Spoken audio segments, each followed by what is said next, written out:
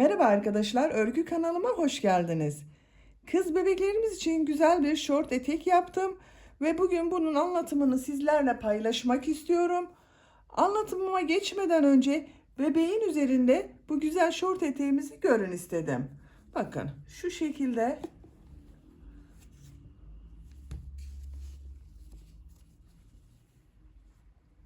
çok kullanışlı ve çok güzel. Arkadan düğme ile birleştiriyoruz bakın.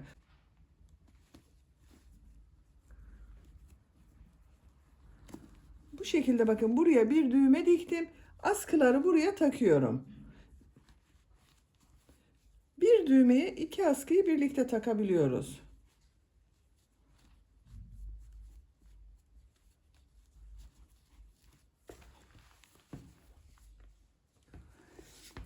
Ben bugün bu şort eteğin anlatımını 6 aylık bebek ölçüsünde anlatıyorum. Bu manken bebeğimiz 3 aylık bebek ölçüsünde bir bebek arkadaşlar. Bakın bunun üzerinde büyük duruyor. 6 aylık bebek için güzel olacaktır bu ölçü. Böyle güzel bir de saç bandı var bakın.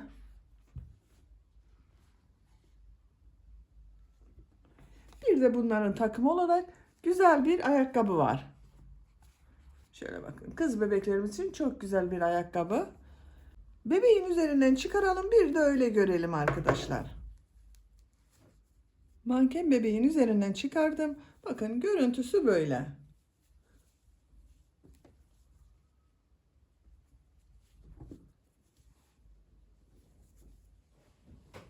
Bu şort eteğin örgüsüne bel örgüsü için zincir yaparak başlıyoruz. Bu başlangıç zincir sayısını yapacak olduğunuz bebeğinizin veya çocuğunuzun bel ölçüsüne göre başlarsanız çok iyi olacaktır arkadaşlar. İlk önce bu bölümünü örüyoruz. Sonra bu etek bölümünü yapıyoruz, bitiriyoruz. En sonunda bu askılarını bebeğinizin boyuna göre ayarlayarak örüyoruz arkadaşlar. Bu şekilde siz de güzel bir takım yapmak isterseniz bu ayakkabının ve saç bandının videolarını ben YouTube kanalıma yükledim ve bu ayakkabı ve saç bandının olduğu YouTube linkini de izlediğiniz bu videonun açıklama bölümüne ekliyorum. Siz de bunun gibi güzel bir takım yapmak isterseniz açıklama bölümünde bulunan tığ işi bebek ayakkabısı, fiyonklu saç bandı linklerine tıklarsanız bunun gibi güzel takımı yapabilirsiniz. Biz bugün bu şort eteğimizi yapacağız arkadaşlar. Bu şort eteğin örgüsünde ben bu ipliği kullandım. Alize Baby Best markalı bir iplik. Anti peeling özellikli bambu karışımlı bir iplik arkadaşlar. Kullandığım iplik üzerinde 100 gramda 240 metre yazıyor. Bu iplikten 2 adet ipliğe ihtiyacınız var. Ben ikinci yumaktan çok az kaldı. 1,5'tan fazla ip kullandım. Ben bugün bu renk ve bu marka ipliği kullanarak yaptım. Siz istediğiniz marka iplik ve renkleri kullanarak bu şort eteğin örgüsünü yapabilirsiniz. Tığ olarak da elimin sıklığına, ipliğin kalınlığına uygun olarak ben bu tığ kullandım. 5 numara 3 milimetrelik tığ arkadaşlar. Kullanmış olduğunuz iplik üzerinde kaç numara tığ kullanmanız gerektiği tavsiye edilmektedir. Benim kullandığım bu iplik üzerinde 2 ile 4 milimlik tığlar tavsiye edilmekte. Ben bugün 3 milimetrelik tığ kullandım bakın. Siz de kullandığınız ipliğin kalınlığına uygun tığ kullanırsanız örgüleriniz daha iyi olacaktır. Ben bugün bu anlatımımı 6 aylık bebek ölçüsünde anlatıyorum. Ama siz bu başlangıç zincir sayısını daha az sayıda yaparsanız daha küçük bebekleriniz için olur veya daha büyük çocuklarınız için yapmak istiyorsanız da bu başlangıç zincir sayısını bebeğinizin kilosuna ve yaşına uygun olarak daha fazla yapmanız gerekecektir. Hazırsanız hep birlikte bu güzel etek şortumuzun örgüsüne başlayalım. Örgü kanalıma abone değilseniz abone olmayı unutmayın lütfen. Örgü kanalıma abone olmak ücretsiz arkadaşlar. Örgü kanalıma ücretsiz abone olup orada bulunan zil şeklinde dokunarak açık konuma getirirseniz kanalıma video yüklediğim zaman ilk önce size bildirim gelecek. Örgülerimden herkesten önce sizin haberiniz olacaktır. İzlediğiniz videolarıma beğeni ve yorumlarınızı da yaparsanız çok sevinirim. Sizlerden gelen beğeni ve yorumlar örgü kanalımın devamlılığı için çok önemli. Aklınıza takılan sorular olursa da yorumlar bölümünden sorabilirsiniz. Mümkün olduğunca bütün sorulara cevap vermeye çalışıyorum arkadaşlar. Örgü kanalıma ücretsiz abone olup beğeni ve yorumlarını da yaparak destek olan bütün arkadaşlara çok teşekkür ederim. Hepinize kolay gelsin. İyi çalışmalar.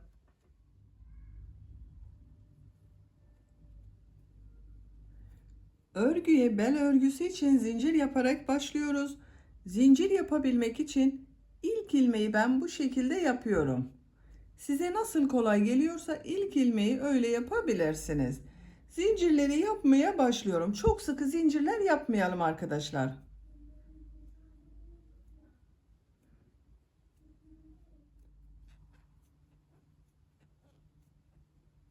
90 zincir yaptım.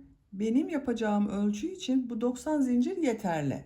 Çok sıkı olmayan zincirler yaptım bakın arkadaşlar. Bu sırada bu zincirler üzerine trabzanlar yapacağız. Bu 90 zincirin kaç santimetre olduğunu ölçüyorum.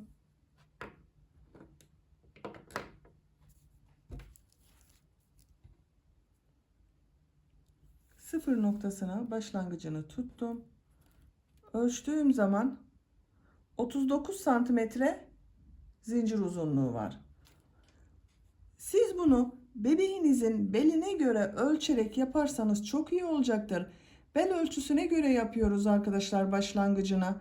Ben bugün 6-12 aylık bebek için 90 zincir yaptım. 39 santimetre geldi. Siz daha küçük veya daha büyük bebekler için yapmak istiyorsanız da bebeğinizin bel ölçüsüne göre yaparsanız iyi olur. Eğer yapacak olduğunuz bebeğiniz yanınızda yoksa yeni doğanla 3 aylık bebek için 30-35 santimetre zincir yapmanız iyi olur.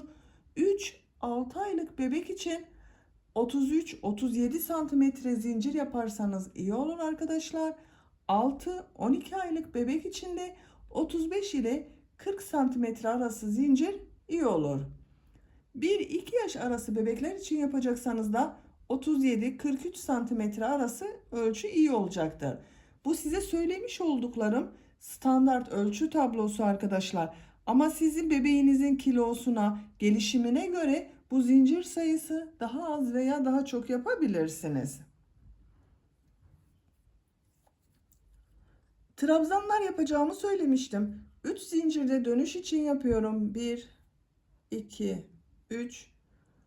1, 2, 3 ilmek atlıyorum. Dördüncü ilmek içine trabzan yapıyorum. Diğer ilmekleri de trabzan yaparak devam ediyorum. Her ilmek içine bir trabzan yapıyorum. Bakın ikili trabzan yapıyorum. 2 defa da çıkarıyorum arkadaşlar.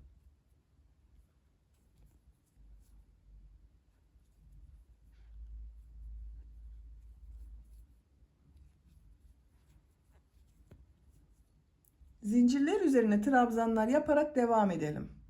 Zincirler üzerine trabzan yaparak sıra sonuna kadar tamamladım. Bir sıra trabzan sırası oldu arkadaşlar. Bu bir sıra üzerinde 90 trabzan var. Trabzan yaptıktan sonra tekrar ölçüyorum. Trabzan yaptığımız zaman zincirler açılacak, ölçü biraz büyüyecektir arkadaşlar. Zinciri ölçmüştük, 39 santimetre gelmişti. Bakın bu şekilde ölçtüm, 40 santimetre geldi. Siz bu aşamasında tekrar bebeğinizin beline ölçün bunu, ona göre devam edersiniz. İkinci sırada yine trabzanlar yapacağız. Trabzanları boşluktan alarak trabzan yapacağız. Bu sırada birleştirme yapıyorum. Bakın trabzan sırasını birleştiriyorum. Şu şekilde düzgün gelmesine dikkat ediyorum.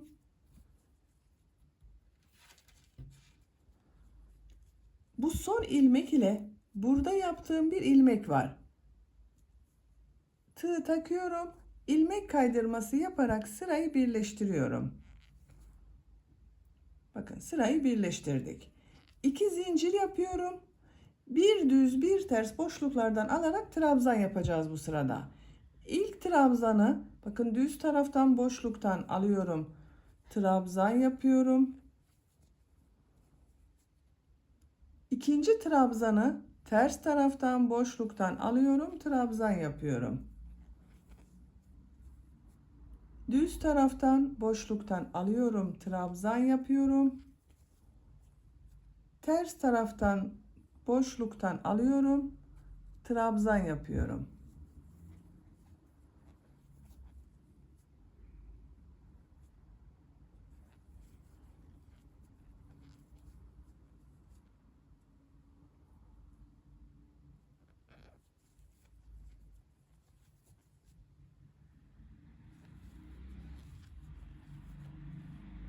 Bu şekilde sıra sonuna kadar devam edelim. Trabzanları bir düz bir ters boşluktan alarak trabzan yaptım. Sıra sonuna kadar tamamladım. Son trabzanı da bakın düz taraftan boşluktan aldım, trabzan yaptım. Bu ilmek ile ilk yaptığım ilmeği ilmek kaydırması yaparak sırayı birleştiriyorum.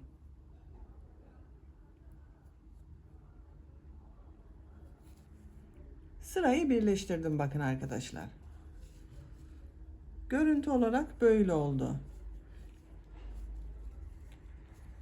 Üçüncü sıraya geçmeden önce sıra başında bulunan bakın bu ipliği şu şekilde tığı takıyorum.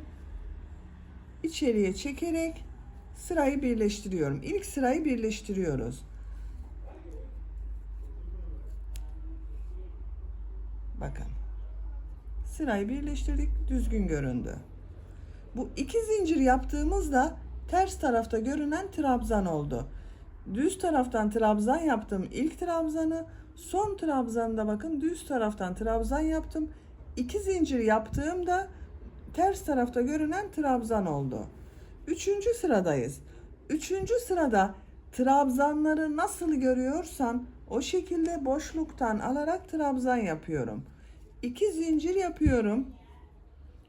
İlk gördüğüm bakın düz taraftan görünüyor. Düz taraftan boşluktan alıp trabzan yapıyorum. Ters tarafta görünüyor. Ters taraftan trabzan yapıyorum. Düz görünüyor.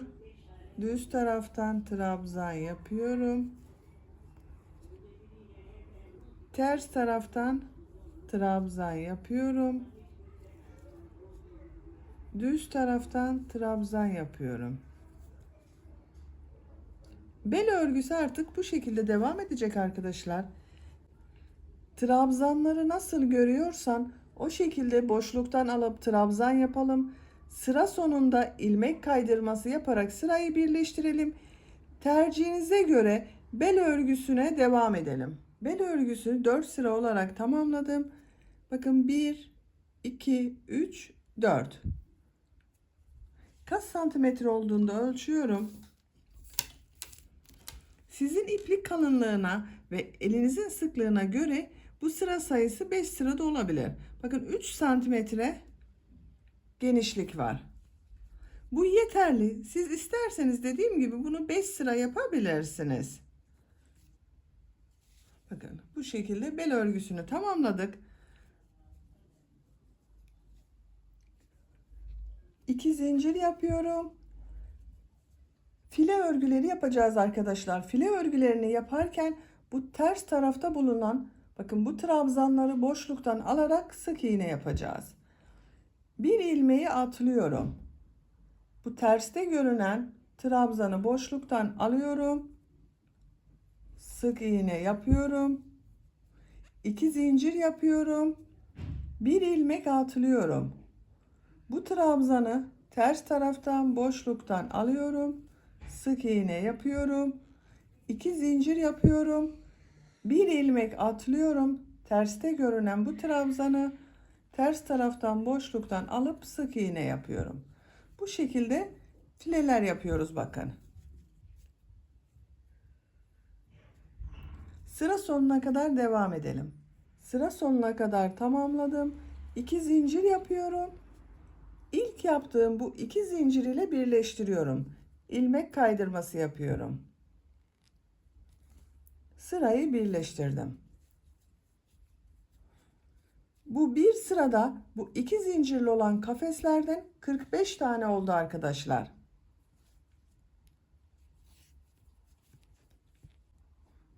Bir zincir yapıyorum. Bu sırada yarım trabzanlar yapacağız. Yarım trabzanları bu şekilde yapıyorum bakın arkadaşlar. Tığın üzerine iplik alıyorum. Bu iki zincirin içine trabzan yapıyor gibi ilmek aldım. Bekletiyorum. İlmek alıyorum. Bir defada çıkarıyorum. Yarım trabzan oluyor. İkili yapmıyoruz. Birli trabzan yapıyoruz. Tığın üzerine iplik alıyorum. Trabzan yapıyor gibi çektim. İlmek alıyorum. Bir defada çekiyorum bakın. İki zincirin üzerine iki yarım trabzan yaptım.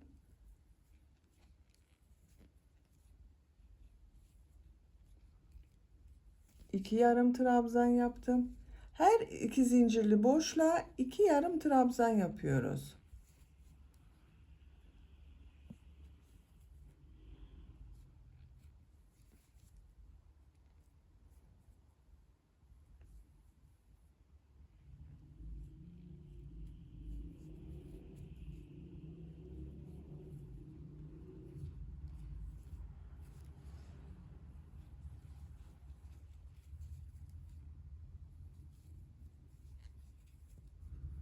Yarım trabzanlar yapıyorum.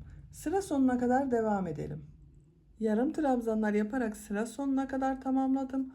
Son iki zincirin üzerine de iki yarım trabzan yaptım. Son ilmek ile ilk ilmeği ilmek kaydırması yaparak sırayı birleştiriyorum. Bir sıra yarım trabzan yaptık. Bu sıra üzerinde toplam 90 yarım trabzan var. Bir zincir yapıyorum, örgüyü çeviriyorum. Bu ilk ilmek içine yarım trabzan yapıyorum. Yine yarım trabzan sırası yapıyoruz arkadaşlar. Diğer ilmekleri de yarım trabzan yaparak devam ediyorum.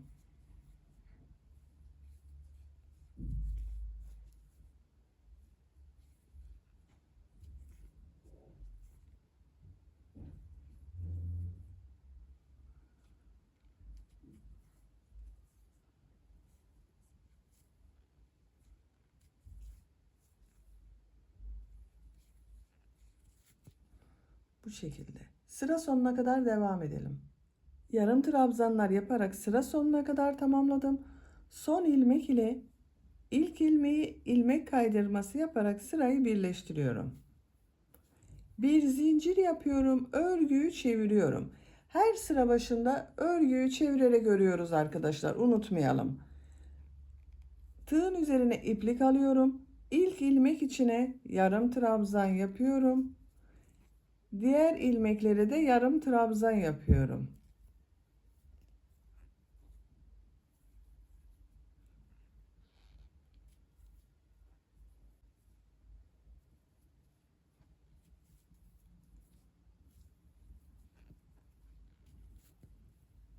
Bu şekilde yarım trabzanlar yapıyoruz. Yarım trabzanlar yaparak sıra sonuna kadar devam edelim. Sıra sonunda ilmek kaydırması yapalım. Birleştirelim sırayı. Örgüyü çevirelim. Tekrar yarım trabzanlar yapalım. Bu şekilde örgüye devam ediyoruz arkadaşlar. Bel örgüsünden sonra 13 sıra olarak tamamladım. 1, 2, 3, 4, 5, 6, 7, 8, 9, 10, 11, 12, 13. Sıra sonunda ilmek kaydırması yaparak sırayı birleştirdim. Kaç santimetre olduğunu da ölçüyorum. 11 santimetre yükseklik var. Benim yapacağım ölçü için bir 11 santimetre yeterli. Siz daha küçük bebek için yapıyorsanız 10 santimetre yapmanız iyi olur arkadaşlar. Daha büyük, 1 yaşından büyük çocuk için yapıyorsanız da 12 santim yaparsanız daha iyi olacaktır. Bu bir sırada 90 yarım trabzan var. Bu sıradan itibaren ön bölümü ayrı, arka bölümü ayrı örüyoruz. Sıra sonunda birleştiriyoruz. Ön ve arka bölümün yerlerini belirlemek için işaretleri takıyoruz arkadaşlar önce. Bakın buradan sayıyorum. 2, 4, 6, 8, 10, 12, 14, 16, 18. 18. ilmeğe işaret taktım. Bu bakın ipliği kestiğim yerden sonra 18. ilmeğe işaret taktım. Bu taraftan da sayıyorum. 2, 4, 6, 8, 10, 12, 14, 16, 18. Buraya da diğer işareti takıyorum. Burada 36 ilmek arka bölüm için oldu. İşaret yaptığım yerden sonra 2, 4, 6, 8, 10, 12 ilmekten sonra 13. ilmeğe ön bölüm için ilk işareti yapıyorum. Bu 12 ilmek ön bölüm ile arka bölüm arasında bulunan boşluk için. Şimdi ön bölümleri sayıyorum. Ön bölüm için 30 ilmek sayıyorum. Bu işareti yaptığım yerden itibaren bakın bu da içinde. 2, 4, 6, 8, 10, 12, 14, 16, 18, 20, 22, 24, 26, 28, 30. 30'uncuya işaret takıyorum. Bu iki işaret arasında bulunan 30 ilmek de ön bölüm için oluyor. Diğer boşlukta kalan ilmekleri sayıyorum. 2, 4, 6, 8, 10, 12. Bakın eşit oldu. Şöyle tekrar bir kontrol edelim. Ön ve arka bölümleri işaretledik. Şimdi ön bölümü ve arka bölümü ayrı ayrı öreceğiz arkadaşlar. İlk önce arka bölümün örgüsünü yapalım. Örgünün geliş şekline bakıyorum. Bakın. Bu şekilde gelmişim. Burada örgüyü çevirmem gerekiyor. Bu iki yeşil işaret arası arka bölüm içinde. Bu ilk işaret yerinden bir ilmek yapıyorum.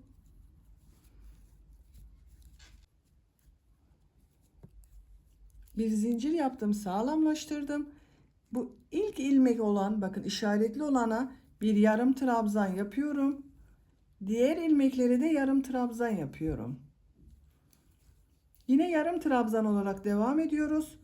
Toplam 36 yarım trabzan olacak arkadaşlar. Bu işarete kadar devam edelim. Diğer işarete kadar yarım trabzanları yaptım. Bu bir sırada 36 yarım trabzan var arkadaşlar. İkinci sıradayız. Bir zincir yapıyorum. Örgüyü çeviriyorum. Bu sıradan itibaren sıra başında ve sıra sonunda bir ilmek kesmesi yapacağız. Tığın üzerine iplik alıyorum. Bu sıra başında kesmeyi bakın bu ilmeği atlıyorum. Bunun içerisine yapmıyorum. İkinci ilmek içine yarım trabzan yapıyorum. Diğer ilmekleri de yarım trabzan yaparak devam ediyorum.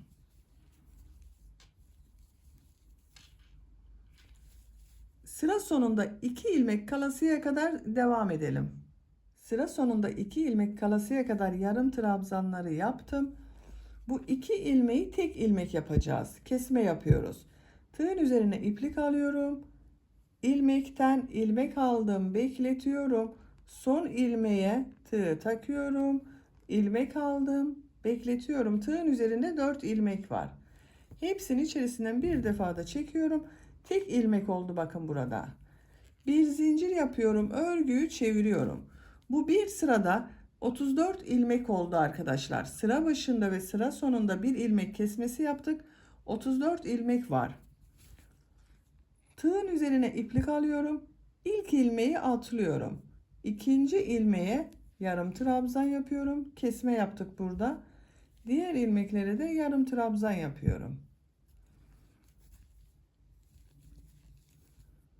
Sıra sonunda 2 ilmek kalasıya kadar devam edelim. Yarım trabzanlar yaparak devam ettim. Sıra sonunda 2 ilmek kaldı. Burada kesme yapıyorum. Tığın üzerine iplik alıyorum.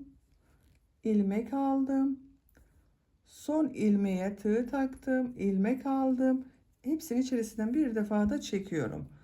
Bu sırada toplam 32 yarım trabzan var. Bir zincir yapıyorum. Örgüyü çeviriyorum. İlk ilmeği atlıyorum. İkinci ilmeğe yarım trabzan yapıyorum. Diğer ilmekleri de yarım trabzan yaparak devam ediyorum. Bu şekilde devam edecek örgü arkadaşlar. Sıra başında ve sıra sonunda birer ilmek kesmesi yaparak örgüye devam edelim. Sıra başında ve sıra sonunda birer ilmek kesmesi yaparak 14 ilmek kalasıya kadar ördüm arkadaşlar. Kaç sıra ördüğümü sayıyorum. Bakın bu işareti yaptığım yerden sonra 1, 2, 3, 4, 5, 6, 7, 8, 9, 10, 11, 12. 12. sıranın sonunda 2, 4, 6, 8, 10, 12, 14 ilmek kaldı. Bir sırada bu 14 ilmek ile örgü yapıyorum. Bir zincir yapıyorum. Örgüyü çeviriyorum. Artık kesme yapmıyorum. Bakın bu ilk ilmek içine yarım trabzan yapıyorum.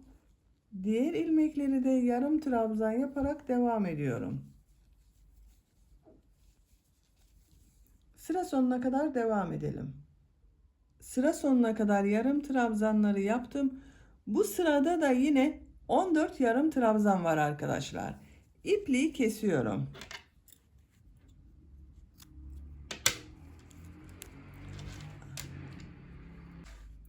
Arka bölümün örgüsünü tamamladık.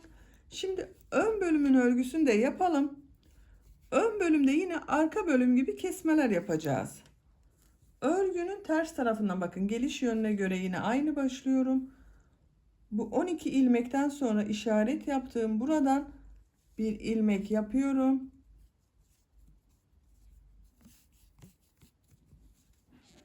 Bir zincir yaptım, sağlamlaştırdım. İlk ilmek içine yarım trabzan yapıyorum. Diğer ilmekle de yarım trabzan yaparak devam ediyorum. Bu iki işaret arasına 30 ilmek işaret yapmıştık. 30 ilmek yarım trabzan olasıya kadar devam edelim. Diğer işareti yaptığım yere kadar yarım trabzanları tamamladım. Sayıyorum. 2, 4, 6, 8, 10, 12, 14, 16, 18, 20, 22, 24, 26, 28, 30. Bir sırada 30 yarım trabzan var arkadaşlar. Bir zincir yapıyorum. Örgüyü çeviriyorum.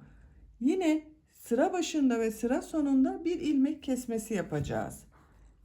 İlk ilmeği atlıyorum. İkinci ilmeğe yarım trabzan yapıyorum. Diğer ilmekleri de yarım trabzan yaparak devam ediyorum. 2 ilmek kalasıya kadar devam edelim. Sıra sonunda 2 ilmek kalasıya kadar yarım trabzanları yaptım. 2 ilmeği birlikte yapıyorum burada bakın.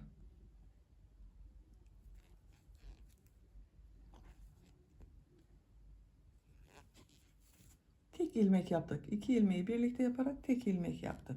Bir zincir yapıyorum. Örgüyü çeviriyorum. Bu bir sıra üzerinde 28 ilmek kaldı. Bir ilmek atlıyorum. İkinci ilmeğe yarım trabzan yapıyorum. Diğer ilmekleri de yarım trabzan yaparak devam ediyorum. Ön bölümün örgüsü de aynı arka bölümde olduğu gibi sıra başında ve sıra sonunda birer ilmek kesmesi yaparak devam edelim. Bunda 14 ilmek kalasıya kadar kesme yaptım. Ön bölümü de 14 ilmek kalasıya kadar kesmeler yaparak devam edelim. Ön bölümde sıra başında ve sıra sonunda birer ilmek kesmesi yaparak 14 ilmek kalasıya kadar ördüm, sayıyorum. 2, 4, 6, 8, 10, 12, 14. Kaç sıra olduğunu sayıyorum bakın. İşaretli yerden sonra 1, 2, 3, 4, 5, 6, 7, 8, 9 sıra oldu. Arka bölümü toplam 13 sıra yapmıştım. Ön bölümü de 13 sıraya tamamlamam gerekiyor. Bu 14 ilmek ile örgüye devam ediyoruz. Bir zincir yapıyorum, örgüyü çeviriyorum. Artık kesme yapmıyorum. İlk ilmek üzerine yarım trabzan yapıyorum. Diğer ilmekleri de yarım trabzan yaparak devam ediyorum. Sıra sonuna kadar devam edelim. Sıra sonuna kadar yarım trabzanları yaptım. Bu bir sırada yine 14 yarım trabzan var. Sıra sonunda da kesme yapmadım bakın. Her ilmeğe bir yarım trabzan yaptım. Bir zincir yapıyorum, örgüyü çeviriyorum. Yine kesme yapmadan her ilmeğe bir yarım trabzan yapıyorum. Her sırada 14 yarım trabzan yapıyoruz. Arka bölümü 13 sıra olarak tamamlamıştım. Bu ön bölümü de bu ayırma yaptığımız buradan itibaren 13 sıra olasıya kadar devam edelim. 14 yarım trabzan ile 4 sıra olarak tamamladım. Bu başlangıçtan itibaren de 13 sıra oldu. Sayıyorum bakın. 1, 2, 3, 4, 5, 6, 7, 8, 9, 10, 11, 12, 13. 13. sıranın sonunda ön bölümün örgüsünü de tamamlamış olduk. Şimdi ön bölüm ile arka bölümü birleştireceğiz. Örgünün ters tarafını çeviriyorum bakın. İlmek kaydırması olarak birleştireceğiz. Bu ilk ilmeğe bakın, arka bölümde bulunan ilk ilmeğe tığ takıyorum. Bu ilmeği içinden çekiyorum. Şu şekilde içinden çektim. Bir zincir yaptım, sağlamlaştırdım. Her ilmeği karşılıklı gelecek şekilde ilmek kaydırması yapıyorum. İlmeğe tığ takıyorum. Karşıdan da ilk ilmeğe tığ takıyorum. İlmek alıp çektim. Tığın üzerinde bulunan ilmekten de çekiyorum.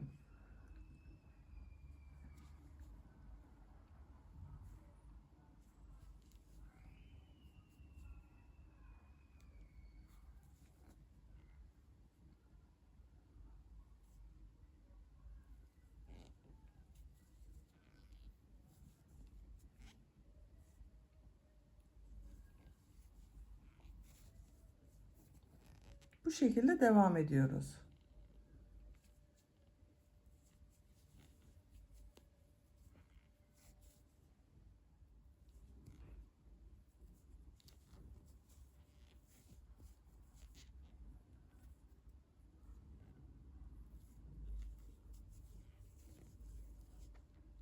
Son ilmeği de ilmek kaydırması yaparak birleştiriyorum.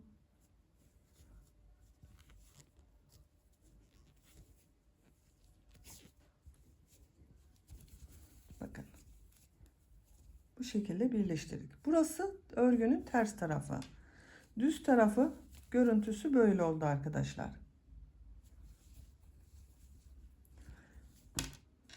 Örgünün düz tarafını çevirelim. İpliği de şöyle düzeltiyorum. Bakın. Ön ve arka bölümü burada birleştirdik. Artık tek parça oldu. Şimdi bacak bölümünün çevresine bir düz bir ters örgüler yapacağız.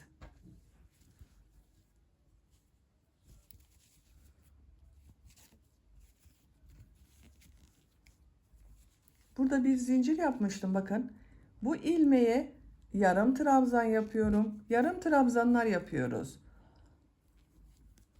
Her sıraya bir yarım trabzan olacak şekilde yarım trabzan yapıyorum. Bakın bu sıralar var. Her sıraya bir yarım trabzan yapıyorum.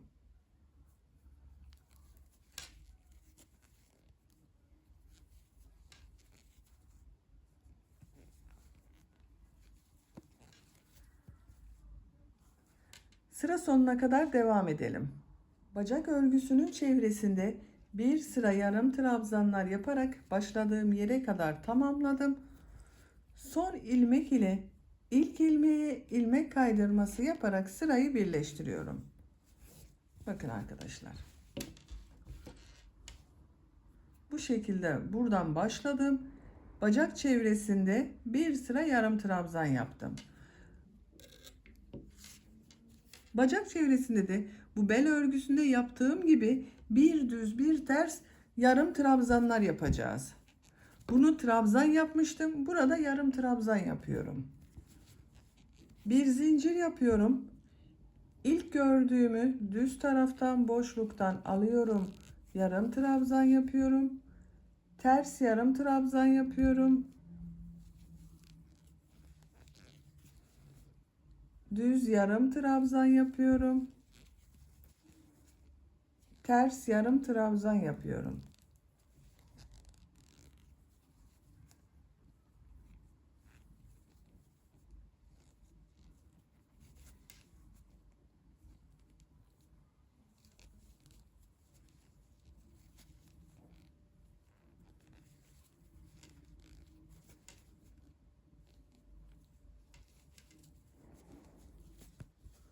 Bu şekilde bir düz bir ters örgüler yapıyoruz.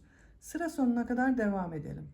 Bir düz bir ters boşluklardan alıp yarım trabzan yaparak sıra sonuna kadar tamamladım.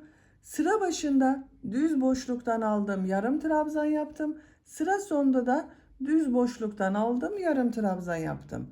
Bu ilmek ile ilk ilmeği ilmek kaydırması yaparak sırayı birleştiriyorum. Bakın görüntü olarak böyle oldu arkadaşlar. Bel örgüsüyle de aynı oldu gördüğünüz gibi.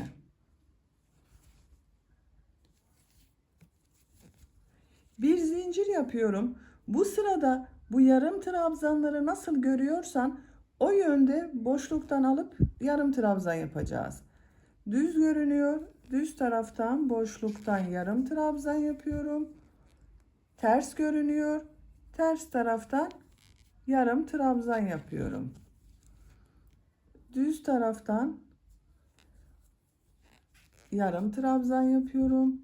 Ters taraftan boşluktan alarak yarım trabzan yapıyorum. Bu sırada yarım trabzanları bir düz bir ters boşluklardan alıp yarım trabzan yaparak sıra sonuna kadar devam edelim. Yarım trabzanları nasıl görüyorsam o şekilde boşluktan alıp yarım trabzan yaparak sıra sonuna kadar tamamladım.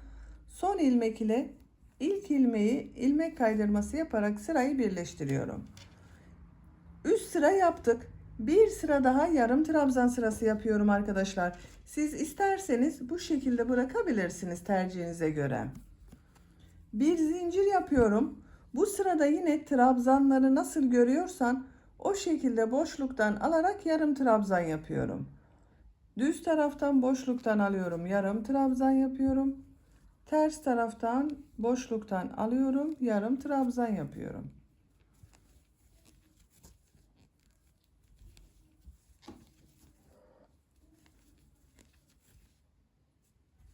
Sıra sonuna kadar devam edelim. Sıra sonuna kadar tamamladım. Son ilmek ile ilk ilmeği ilmek kaydırması yaparak sırayı birleştiriyorum. İpliği kesiyorum arkadaşlar.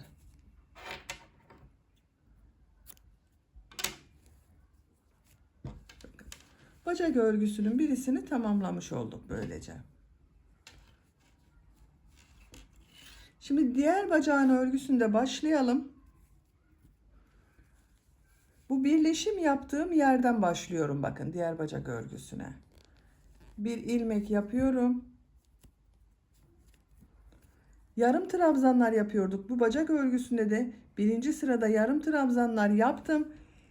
İkinci sırada bir düz bir ters boşluktan alıp yarım trabzan yaptım.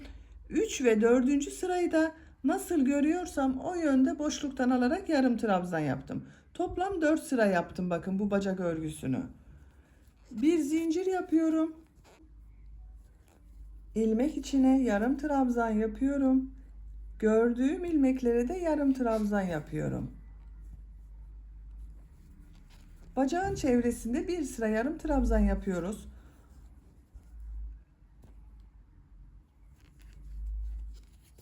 Bakın. Yarım trabzanlar yaparak sıra sonuna kadar devam edelim. Sıra sonunda ilmek kaydırması yapıp birleştirelim. Bir düz bir ters yarım trabzanlar yaparak bacağın örgüsüne devam edelim. Bu bacak örgüsünde ilk sırada kaç yarım trabzan ile yaptıysanız bu bacak örgüsünün de aynı olması gerekiyor arkadaşlar. Yoksa birisi dar birisi daha geniş durur. Bu bacağın örgüsünü diğer bacağı yaptığımız gibi sıraları tekrarlayarak tamamlayalım arkadaşlar. Diğer bacağın örgüsünü de aynı şekilde bakın tamamladım arkadaşlar. Görüntü olarak böyle oldu.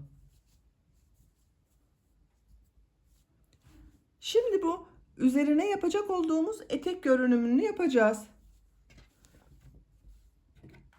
Aynı renk ile devam ediyorum. Bakın burada bir ilmek atlayıp bir sık iğneyi yapmıştık. Bu atlama yaptığımız ilmekler üzerine model başlaması yapıyorum. Buradan bir ilmek oluşturuyorum.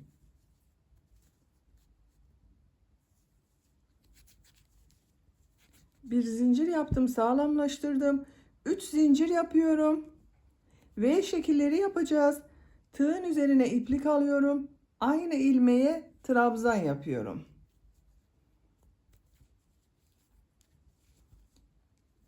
Bir ilmek atlıyorum. İkinci ilmeğe bir trabzan, iki zincir, bir trabzan yapıyorum.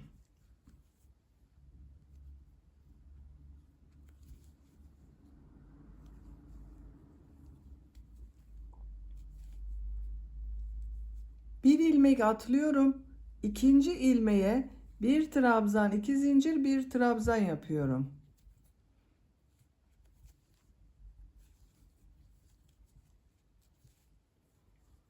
Bir ilmek atlıyorum. Bir trabzan, iki zincir, bir trabzan yapıyorum.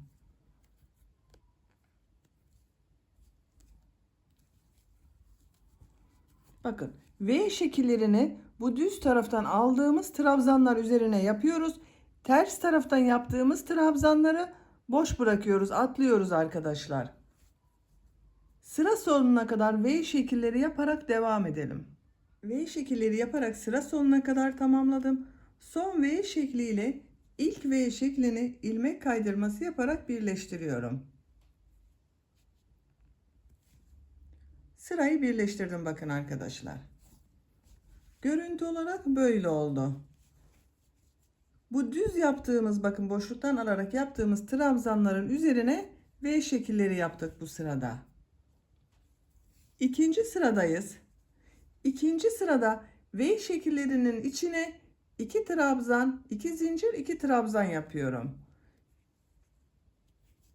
3 zincir yapıyorum. V şeklinin içine bir trabzan yapıyorum. Bu 3 zincirde bir trabzan oluyor. 1, 2 oldu. 2 zincir, 2 trabzan yapıyorum.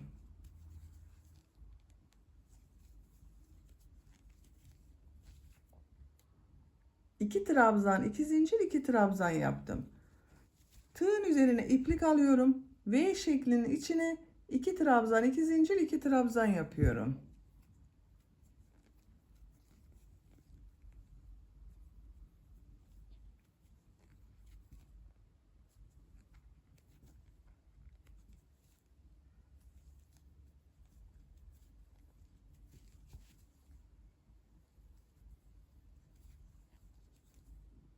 İki trabzan, 2 zincir, 2 trabzan yaptım. Bu V şeklinin içine de 2 trabzan, 2 zincir, 2 trabzan yapıyorum.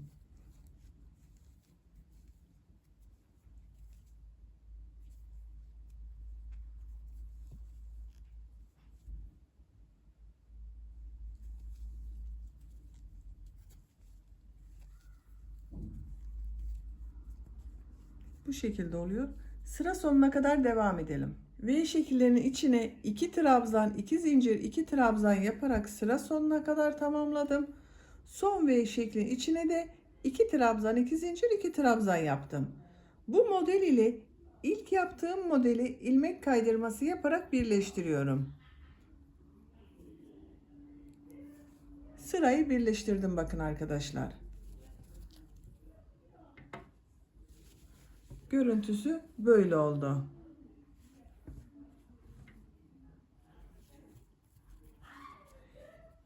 İkinci sırada tekrar bu 2 trabzan, 2 zincir, 2 trabzan yapacağız. Bu 2 zincirlerin içine yapacağız. Bu 2 zincirli yere geçmek için ilmek kaydırması yapıyorum. 3 zincir yapıyorum. Bir trabzan yapıyorum. 2 zincir, 2 trabzan yapıyorum. 2 trabzan, 2 zincir, 2 trabzan oldu. Diğer model ortasında bulunan 2 zincir içerisine de 2 trabzan, 2 zincir, 2 trabzan yapıyorum.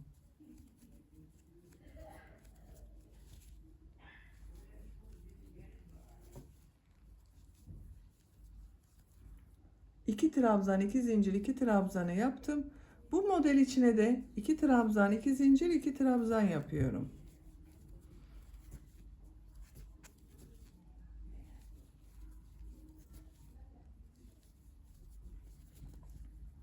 Bakın 2 trabzan, 2 zincir, 2 trabzandan oluşuyor modeller. Sıra sonuna kadar devam edelim. Sıra sonunda ilmek kaydırması yaparak sırayı birleştirelim.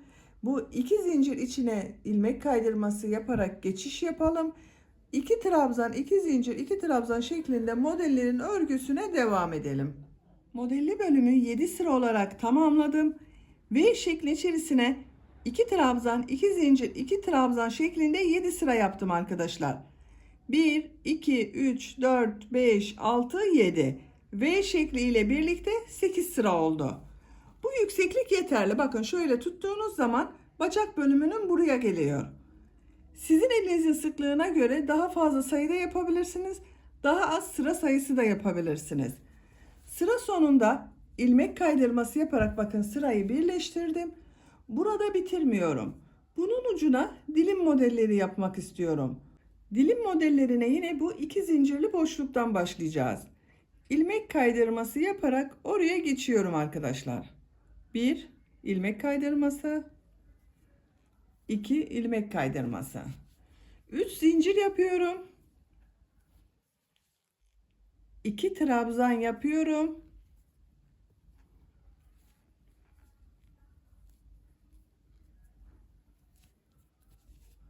Bu 3 zincir yaptığımda 1 trabzan, burada 3 trabzan oldu. 2 zincir yapıyorum. Bu en son yaptığım trabzanın üzerinde bulunan bu ilmeğe sık iğne yapıyorum. Minik bir pıtırcık oluştu burada. Bu 2 zincirin içine 3 trabzan daha yapıyorum. 1 2 3. Bakın 3 trabzan, bir pıtırcık yaptık, 3 trabzan yaptık. Diğer model içine 3 trabzan yapıyorum. 1 2 3. 2 zincir yapıyorum. Son yaptığım trabzanın üzerinde bulunan bu ilmeğe sık iğne yapıyorum. 3 trabzan yapıyorum.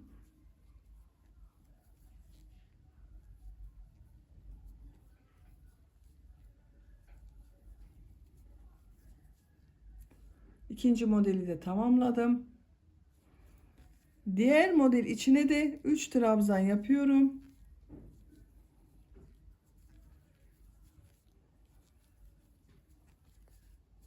İki zincir yapıyorum.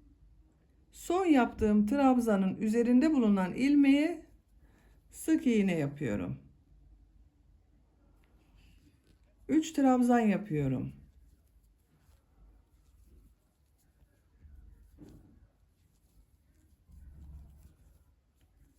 Diğer modele 3 trabzan yaparak devam ediyorum. Bakın bu şekilde dilim modelleri yapıyoruz. Sıra sonuna kadar devam edelim. Sıra sonuna kadar modelleri tamamladım. Son model ile ilk modeli ilmek kaydırması yaparak birleştiriyorum. İlk burada bulunan ilmek ile ilmek kaydırması yapıyorum bakın. Sırayı birleştirdim. İpliği kesiyorum.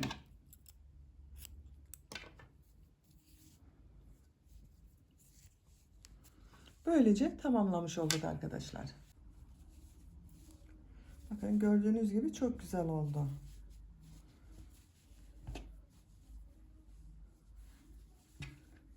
Şimdi askılarını yapalım. Askılarını yapmak için orta noktayı buluyorum. Bakın ön bölümden orta noktaya işaret yapıyorum. Şöyle arka bölümde birleştirme yaptığımız ilmek vardı. Bu şekilde katlıyorum bakın. Örgüyü katlıyorum. Ön bölümü buraya bir işaret takıyorum. Orta nokta burası.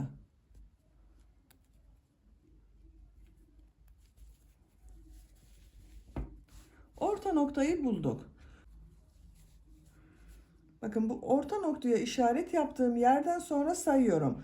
Düz olarak yaptığım bu örgüleri sayıyorum. 1, 2, 3, 4 tane düz görünümlü örgüyü sayıyorum.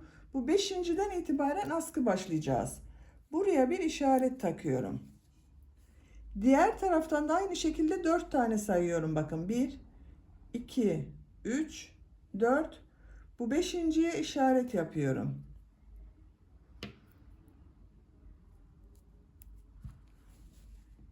Şu şekilde. Askıların yerini belirledik. Bu askı için işaret yaptığım yerden ipliğin ucunu bir defa bağlıyorum.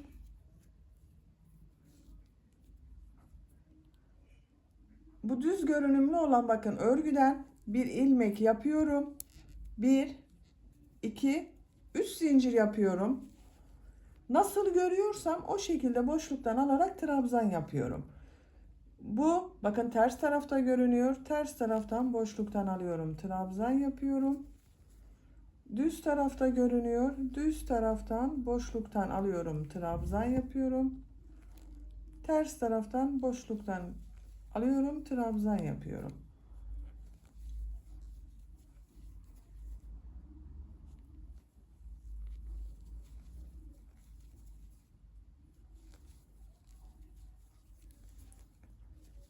Bir, iki, üç düz görünümlü bakın örgü yaptım. Kaç ilmek olduğunu da sayıyorum. 1, 2, 3, 4, 5, 6, 7.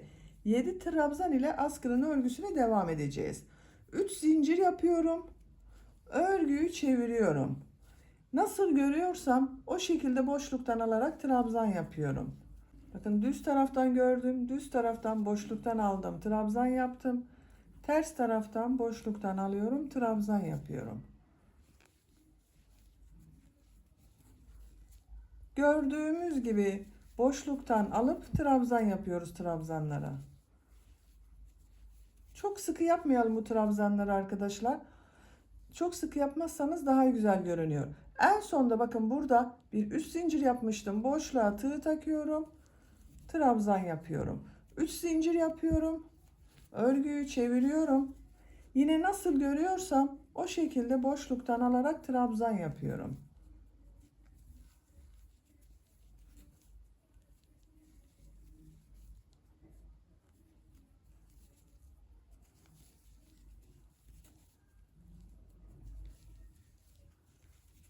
Sıra sonunda bakın bir alt sırada 3 zincir yaptığımı boşluğa tığ takıyorum. Trabzan yapıyorum. Bu şekilde askının örgüsünü devam edeceğiz. Diğer askıyı da başlayalım. 2 askının örgüsünü birlikte devam ederiz. Diğer askıyı da bakın başlangıç için işaret yapmıştım. Burada 1, 2, 3, 4 lastik görünümünü yaptım. Bakın düz görünümünü yaptım. Buradan da sayıyorum. 1, 2, 3, 4. Buradan ipliği bağlıyorum.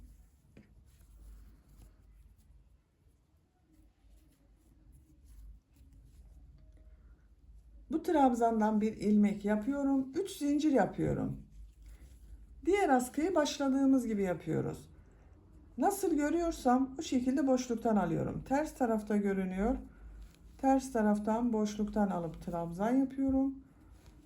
Düz taraftan boşluktan alıp trabzan yapıyorum.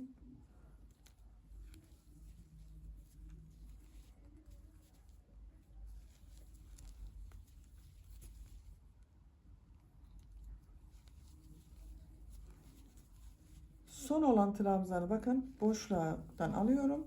Trabzan yapıyorum. 1, 2, 3, 4 düz görünümlü yaptık. Toplam 7 trabzan oldu. 3 zincir yapıyorum. Örgüyü çeviriyorum. Bu düz görünüyor. Düz taraftan boşluktan alıp trabzan yapıyorum. Ters tarafta görünüyor. Ters taraftan düz tarafta görünüyor. Düz taraftan.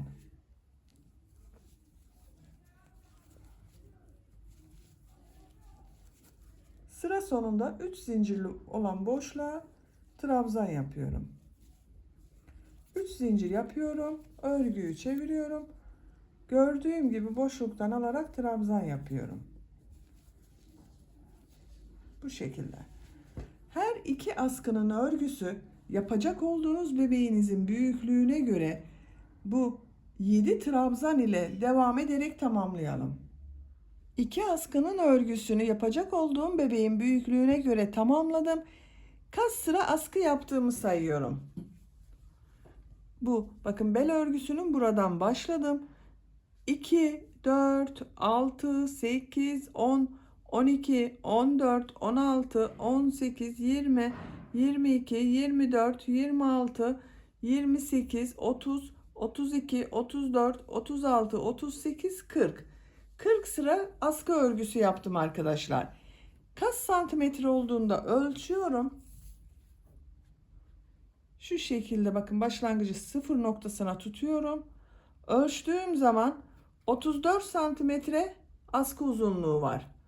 Bu benim yapacağım ölçü için yeterli. Bakın şu şekilde uzuyor. Askı esnek bir askı oldu.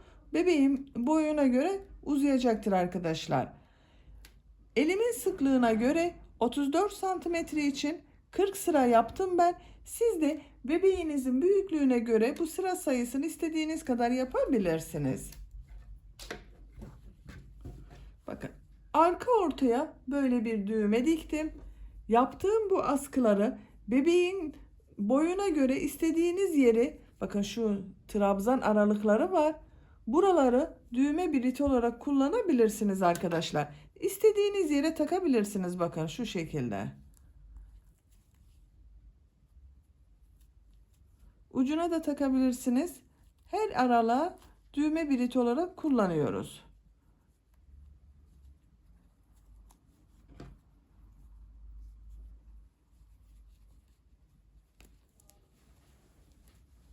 Bakın. Tek düğme ile iki askıyı takabiliyoruz arkadaşlar. Böylece tamamlamış olduk. Çok güzel oldu gördüğünüz gibi. Ölçülerini de size söylüyorum.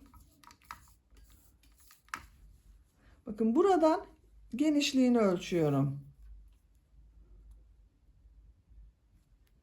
23 santimetre. Yüksekliğini ölçüyorum. 11 santimetre. Bu genişliği ölçüyorum. 11 santimetre. Ben bugün bu şort eteği 6 aylık bir bebek için yaptım.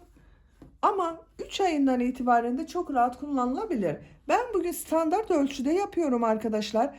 Ama sizin bebeğiniz kilolu veya daha zayıf olabilir. O zaman ölçüler değişecektir. Bu şort eteğin örgüsünde 2'ye yakın iplik kullandım. 2 yumak iplik kullandım arkadaşlar. Böylece bir örgü anlatımımızın da sonuna gelmiş olduk. Beni dinlediğiniz ve izlediğiniz için hepinize çok teşekkür ederim. Örgü kanalıma abone değilseniz abone olmayı unutmayın lütfen. Örgü kanalıma abone olmak ücretsiz. Örgü kanalıma ücretsiz abone olup orada bulunan zil şeklinde dokunarak açık konuma getirirseniz kanalıma video yüklediğim zaman ilk önce size bildirim gelecek. Örgülerimden herkesten önce sizin haberiniz olacaktır. İzlediğiniz videolarıma beğeni ve yorumlarınızı da yaparsanız çok sevinirim arkadaşlar. Örgü kanalımın devamlılığı için sizlerden gelecek olan beğeni ve yorumlar çok önemli. Örgü kanalıma ücretsiz abone olup beğeni ve yorumlarıyla da destek olan bütün arkadaşlara çok teşekkür ederim. Sizlerle yeni örgülerde görüşmek dileğiyle. Hoşça kalın, sevgiyle kalın.